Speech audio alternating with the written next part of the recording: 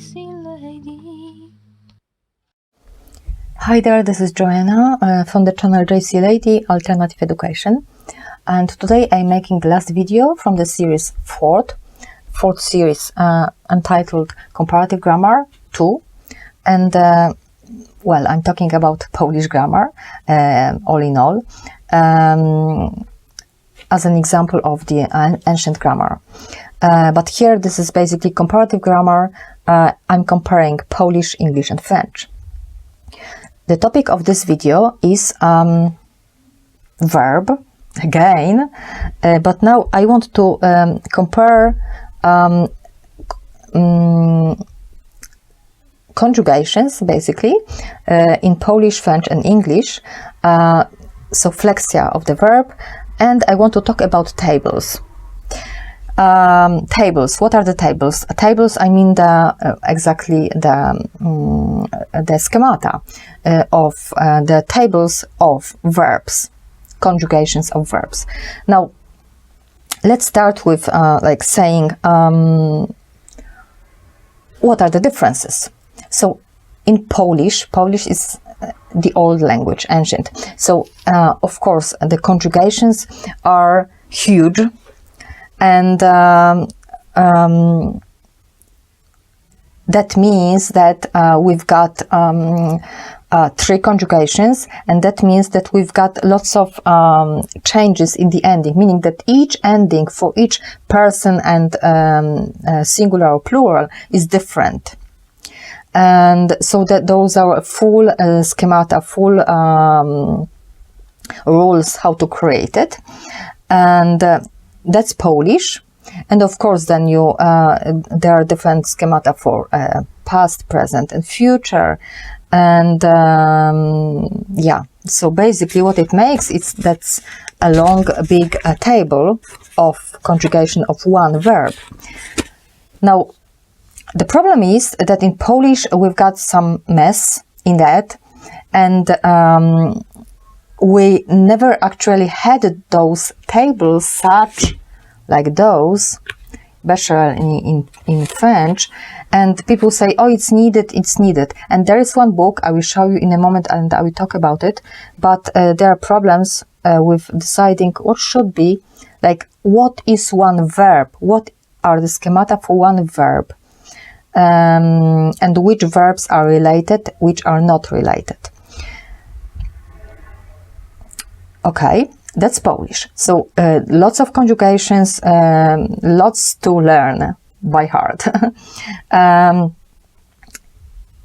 In French, however, which is very close to Latin, for example, it exists as well. We've got that. They came up with that, and this is just like Latin. Latin has those schemata also in tables and stuff, and that's very practical and it's good. You've got the list at the end, you search your verb, and then you find a table, and in your table on one page here in Bachelor, you've got the whole, all the forms for the verb. Now, what are the forms? Here are modes, the moods, yeah, you say moods, and then here are the forms, right? And it works for French. There are basically 3 conjugations, then variations, but there are some verbs which are irregular, but basically there are some schemata, and it works for them. They are not so complicated, however. Some forms, like for example, first person singular, like for example, j'aime, I love, is the same as third person, il aime. It's more or less like in English, but others vary, right? The others are different. So this is really practical. There are lots of conjugations anyway, the forms. Now in English, as you know, it doesn't exist. I once bought that, and I thought, oh, maybe somebody did it. Maybe somebody put those little forms, like schemata of conjugation, in that still, so that the foreigner can open and see, oh, almost everything is the same. I would like to see that. Like, for example, like present tense is like I do, you do, he does, she does, etc. And then for past. But it doesn't exist. In English, I guess you don't have the need to do it, and French did it, but they did it differently. They did it like basically as if it was all about idioms. So it's about basically what would be the connections, like get in, get out, etc. Like verb associate. What are the connections between verbs? That's not really the tables. So still for English, there are no tables of conjugations. And you consider that you don't have them, which is not true. And it's a similar topic as in declinations. You do it. In declinations, you work with prepositions. And in conjugations, you just work with your subject pronouns. You've got I do, you do. And then the context, the whole sentence, and that makes your conjugation, that makes your forms. Still in third person singular, you've got das. That's conjugation, that's another form, right? And for past, you've got did. So that's not the same as do. So you've got some conjugations, in fact. And it could be practical for you to make such Becherel with tables. But well, none of my business. It doesn't exist for now. Polish, well, there is only one book, I guess, for now, like that. Stanisław Mendak, he did it, that's conjugation form of the verb.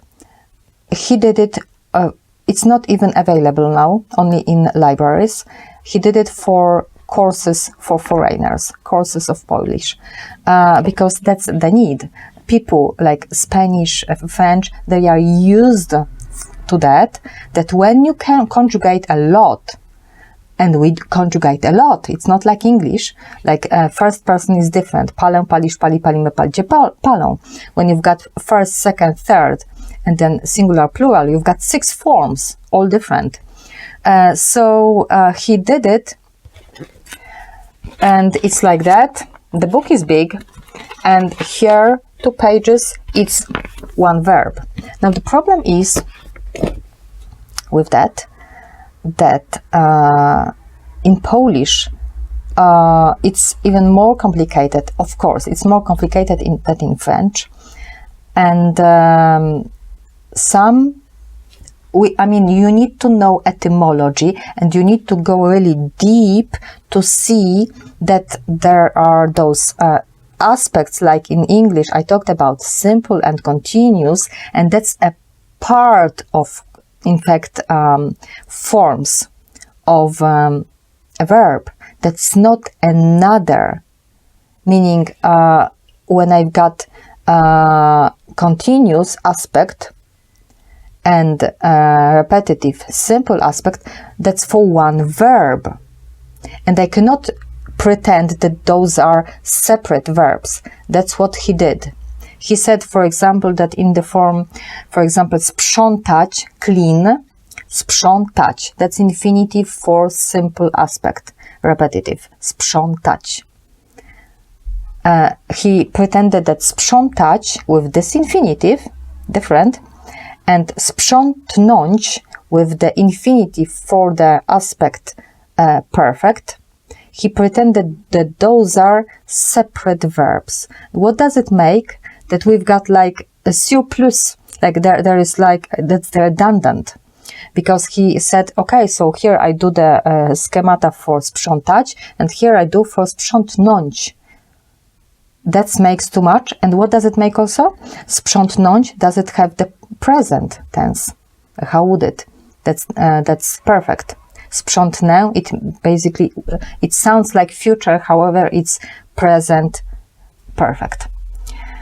And that's all the problem with that in Polish, that they separated the verbs, because in Polish, for each conjugation, we have a different infinitive form. Basically, infinitive, it's not another mood, this form, that's a part of the conjugation.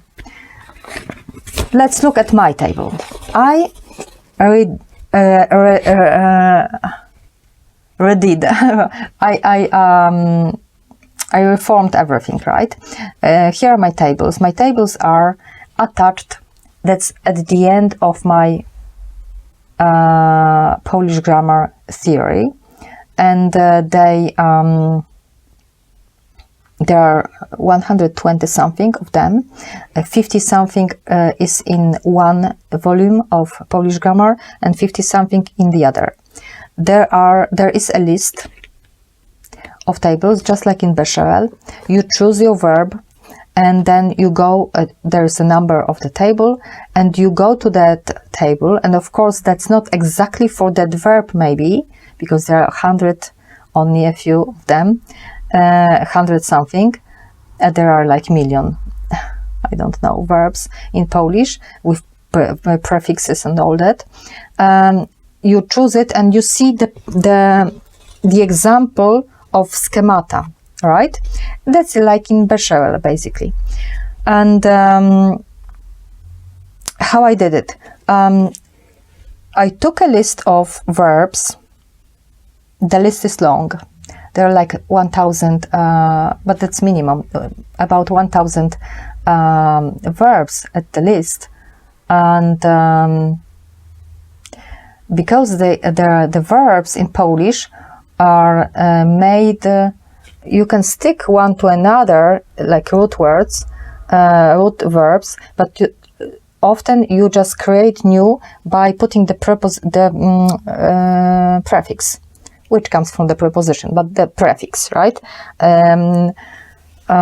In English, if you've got those prefixes only like, I don't know, redo something, but we've got a lot of them. I already talked about it. That makes a lot of verbs, but that doesn't really so much change the schemata. The schemata is the same for that verb. So what I did, I took out the prefixes and I stayed with the verbs of the basic, right? So for example, if there is mówić, speak, I took out all I didn't put in tables verbs such as domówić, zamówić, przemówić, all right, all those.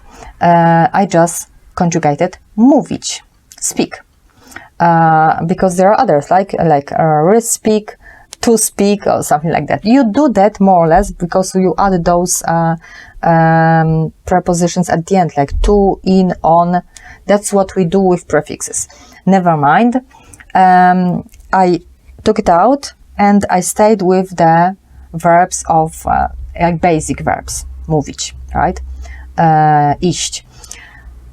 And then what I did, I put them in tables, but I connected the verbs that are really connected. So, still it's a lot. The books are in a format of A4, like that, like Oxford English learning books, all right? Manuals. So that's 1 page, 1 verb. And since there are 3 types of verbs, I put here, I state here, is it like first type or second or third? And I conjugate. Not only conjugate, I put all the forms. Just like in Bechamel, I went with moods, meaning here's the indicative mood, all that, and then the rest, right? Imperative, etc. In indicative mood, because this is the most important, in fact, I put all the important forms and in full form. For other moods, they are not really in full form. But you can look at the example of indicative to understand it. And what's inside the indicative? Well, all what needs to be there, meaning their aspect, active, passive, here, for this one verb. For example, here, palić, smoke. So active, passive, and in active and passive there are tenses, right? Time zones. So it's like past, present, future, past, present, future, of course. Here are conjugations. 1, 2, 3. That's like your continuous, simple, and perfect, because that's what it is. Aspects. And those aspects, in fact, make conjugations in Polish. And not only, but, well. So here is continuous conjugation, right? And what I mean is that now already we don't accept, they, because not me, grammarians, they don't accept, they separate this, and this aspect. They say basically that conjugation 1, for example, is for one verb. So, for example, here I will have mówić, and when I will have the verb mawiać, they say it's another verb, which is not true. In fact, this is the same verb, and it should be put here. Mówić, mawiać, mównąć, in fact, for perfect, and it should be put in one table. That's what I'm saying, right? And this way, when you've got that together, for verb, for example, like sprzątać, which is simple aspect, and sprzątnąć together here, you will see that you've got all of it. You've got all forms completed. There will not be such problems like here, that you put the verb, he puts the verb sprzątnąć, and he says, oh, it doesn't have the present tense. That's not possible. The language doesn't work like that. There is no possibility to have the verb that doesn't have the full potential. That's weird, that's nonsense. Okay, and here also in my other book, Comparative Grammar, I also show, I just put the in the Polish schemata, Polish table, English forms. What would it correspond to? And I talked about it already in when I was comparing tenses and aspects. And you can see this picture.